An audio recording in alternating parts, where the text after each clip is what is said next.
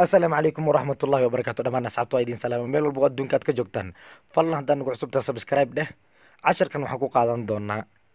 instagramka qofka sida blogga looga qaado okay marka instagramkaaga markaad tagtid profilekaaga markaad tagtid halkan saddexda xariijin isdul saar ayaa taabanaysaa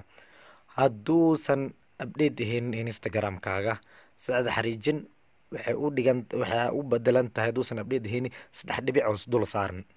saddexda dhibic ayaad tagaysa hadduusan update ahayn settingskan ayuu ku keenay saddexda xariijin markaad taabatid laakiin hadduu update yahay sidaan markaad dhahdid kadib settings ayaad tagaysaa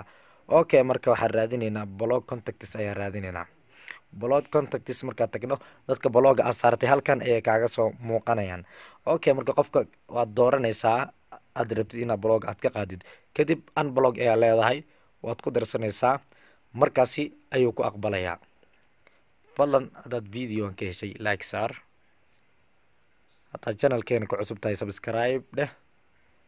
wixii fikradda commentiga inoogu soo gudbi asalaamu calaykum waraxmatullaahi wabarakaatu